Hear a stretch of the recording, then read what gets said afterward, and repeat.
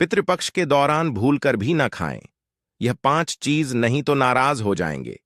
पिता दोस्तों, हिंदू धर्म में पितृपक्ष को बहुत महत्वपूर्ण माना जाता है।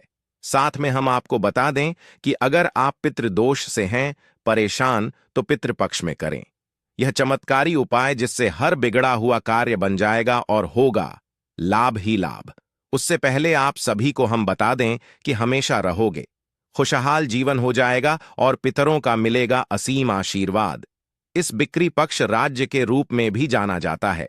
यह पूर्ण अवधि मित्रों को समर्पित है। हिंदू कैलेंडर के अनुसार इस साल पितृपक्ष दिन मंगलवार 17 सितंबर 2024 को शुरू हो रहे हैं। वही इनका समापन 2 अक्टूबर 2024 को होगा। बता दें, पूर्णिमा तिथि पितृपक्ष की शुरुआत और अमावस्या तिथि इसके समापन का प्रतीक है। ऐसी मान्यता है कि इस दौरान पितरों का श्राद्ध कर्म करने से उन्हें मोक्ष की प्राप्ति होती है। सनातन धर्म में पितृपक्ष का विशेष महत्व है। पितृ के पक्ष के दौरान पितरों का दर्पण, श्रद्धा और पिंडदान किया जाता है। श्रद्धा भाव रखते हुए पूर्वजों का श्राद्ध पितरों की शांति के लिए विधि विधान से करना चाहिए। मानता है कि श्राद्ध पक्ष के 15 दिनों के दौरान पीटर धरती पर आते हैं। ऐसे में उनका आशीर्वाद पाने के लिए उन्हें तृप्ति करना बहुत जरूरी है। दौरान पितरों की आत्मा की शांति के लिए कई तरह के उपाय को करने के साथ ब्राह्मणों को भोजन करना शुभ माना जाता है। अगर आप अपने पितरों को खुश देखना चाहते हो भाई बहनों, अगर आप अपने पितरों को खुश देखना चाहते हो तो सच्चे हृदय से इस वीडियो को लाइक जरूर कर दीजिए और कमेंट बॉक्स में हर हर महादेव, जय भगवान विष्णु अवश्य ही लिखें, जिससे कि आपकी पू सीधी आपके पितरों तक पहुंच जाएगी। इसलिए और ऐसी ही भारतवर्ष में हम इतने ही ज्ञानवर्धक जानकारी पूरे भारतवर्ष में महासे कि आपसे आपके पुत्र भी इससे प्रसन्न होंगे और आपकी सभी मनोकामनाएं, इच्छाओं को वह पूरा करेंगे। पितृपक्ष के दौरान खान पान का विशेष ध्यान रखने की जरूरत है। आइए जानते हैं पितृपक्ष के दौरान कौन सी सब्जियां नहीं खानी चाहिए और कौन से काम नहीं करने चाहिए। सबसे पहले तो इस बात का ख्याल रखें कि जो व्यक्ति श्रद्धा क्रिया करता है उसे बाहर के बने खाने का सेवन नहीं करना चाहिए। उसे व्यक्ति को 15 दिन तक सात्विक भोजन ही करना चाहिए। दरअसल धार्मिक दृष्टि से बाहर का खाना अशुद्ध माना जाता है। प्रिय मित्रों, वीडियो में आगे बढ़ने से पहले मेरा आप सभी से अनुरोध है कि अगर आप लोग भी चाहते हैं कि भगवान विष्णु और माता लक्ष्मी का आशीर्वाद आप लोगों पर बना रहे हो, इस वीडियो को एक लाइक करें, हमारे चैनल को सब्सक्राइब अवश्य करें और बेल नोटिफिकेशन अवश्य दबाएं ताकि हमारी हर आने वाली वीडियो का नोटिफिकेशन सबसे पहले आपको मिल सके। इसलिए आप महायोग टीवी चैनल को जरूर सब्सक्राइब करें। पितृपक्ष में इन चीजों का भूल कर भी ना करें सेवन। एक पितृपक्ष में मसूर की दाल का सेवन नहीं करना चाहिए। दरअसल ऐसा करना अशोक माना जाता है। ज्योतिष शास्त्र में मसूर दाल का संबंध मंगल से माना गया है और मंगल क्रोध का कारक है। इसलिए मसूर दाल का सेवन पितृपक्ष में मना किया गया है। 2 पक्का चावल, जिसे उसने भी कहा जाता है, इसका सेवन भी पितृपक्ष में वर्जित माना गया है। पूजा पाठ के काम में अरवा चावल का इस्तेमाल किया जाता है, जिसे कच्चे चावल के नाम से भी जाना जाता है। इसका सेवन आप कर सकते हैं। 3 शास्त्रों के अनुसार इस दौरान मूल और गाजर का सेवन नहीं करना चाहिए। दरअसल मूली और गाजर को अशुद्ध माना जाता है। पूजा पाठ में इनका इस्तेमाल भी वर्जित है। दरअसल इस सब्जियों का संबंध राहु से होता है। 4 शास्त्रों में अरबी का सेवन भी पितृपक्ष में वर्जित माना गया है। इसलिए इस दौरान अरबी और करेला को सेवन भूलकर भी ना करें, वरना आपके पी आपसे नाराज हो सकते हैं। दूध का सेवन नहीं करना चाहिए। हालांकि आप जिस दिन पितरों की तिथि है उसे दिन उनके नाम का खीर बना सकते हैं।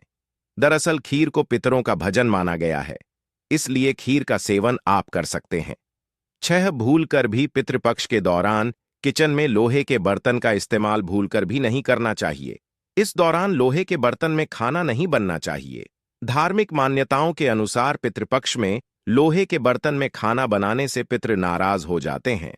दरअसल पितृपक्ष के दौरान पितृ लोहे के बर्तन में खाना बनाने से तृप्त नहीं हो पाते हैं।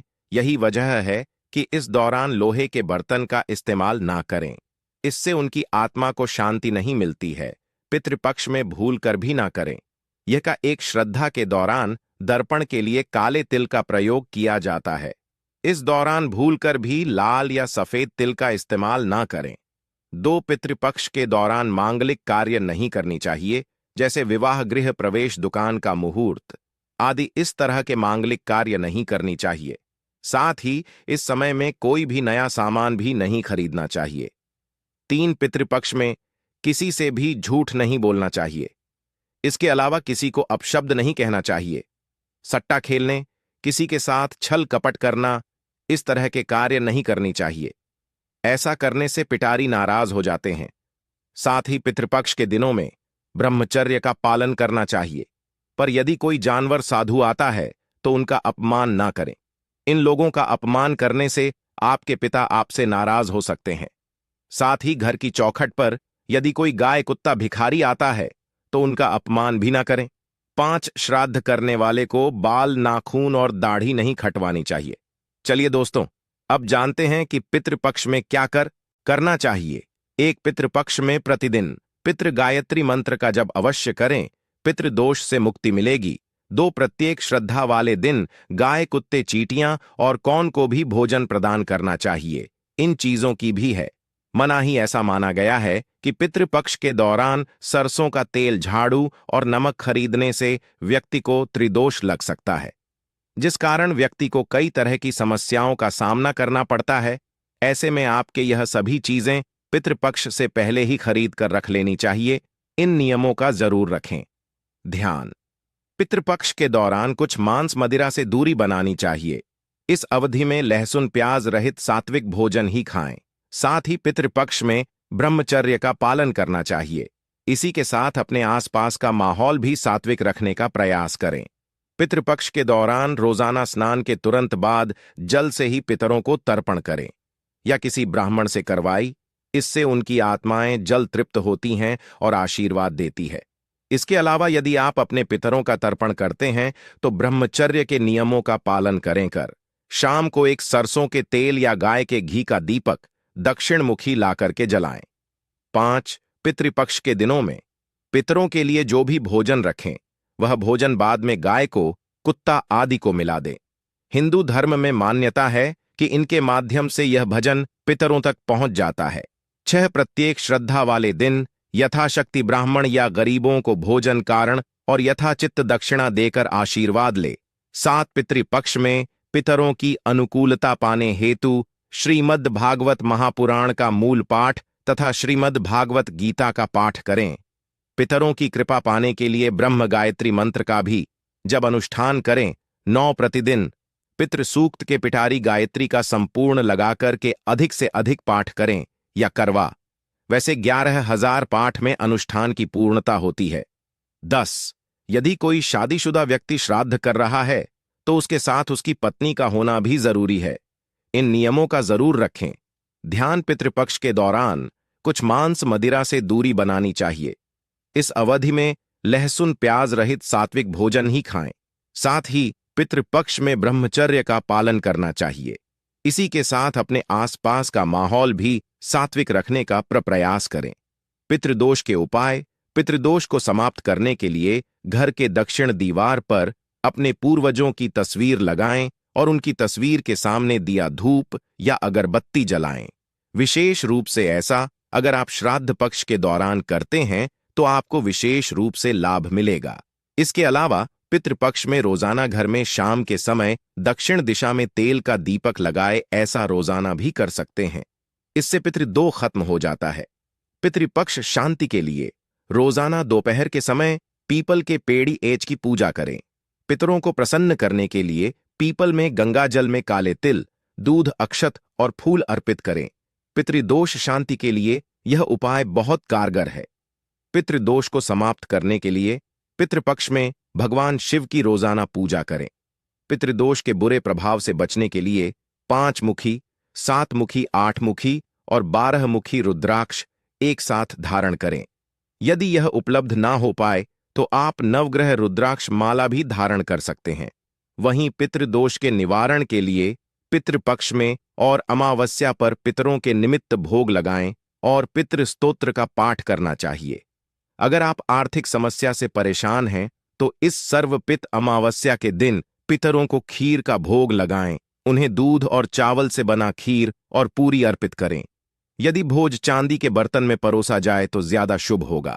पितरों को खीर पूरी चढ़ाने के बाद 21 कन्याओं और 7 बालकों को खीर पूरी खिलाएं। ऐसा करने से पितृ प्रसन्न होते हैं।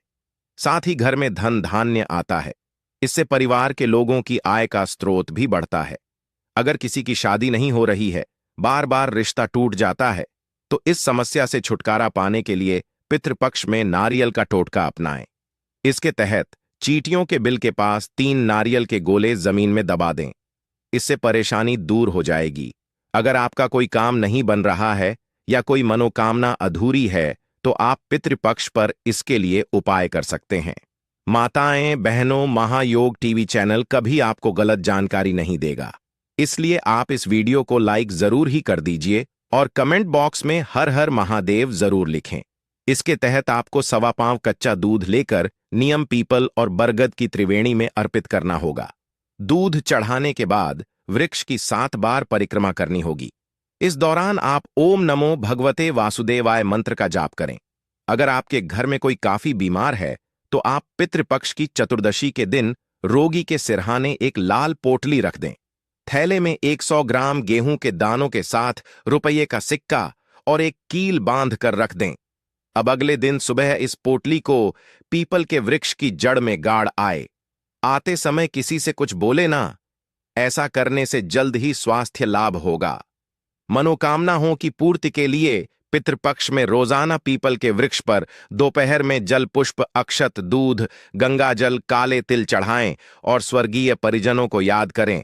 ऐसा करने से पितृगढ़ प्रसन्न होते हैं। अगर किसी की कुंडली में पितृदोष है तो पितृपक्ष के सोमवार को प्रातःकाल में स्नान कर नंगे पैर शिव मंदिर में जाएं। अब शिवलिंग पर आर्क के 21 पुष्प कच्ची लस्सी और बिल्व पत्र चढ़ाएं। इससे दोष दूर हो जाएगा। अगर आपके काम बिगड़ रहे हैं और लाख कोशिशों के बावजूद कामयाबी नहीं मिल रही है तो पीपल तथा बरगद के पेड़ लगाएं। साथ ही विष्णु भगवान के मंत्र का जाप करें।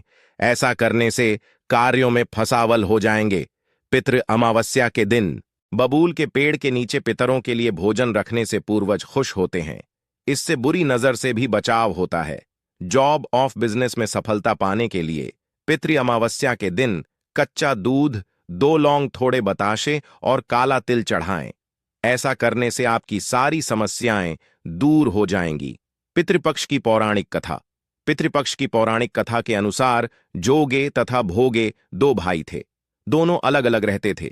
जोगे धनी था और भोगे निर्धन। दोनों में परस्पर बद्धा प्रेम था। जोगे की पत्नी को धन का अभिमान था, किंतु भोगे की पत्नी बड़ी सरल हृदय थी।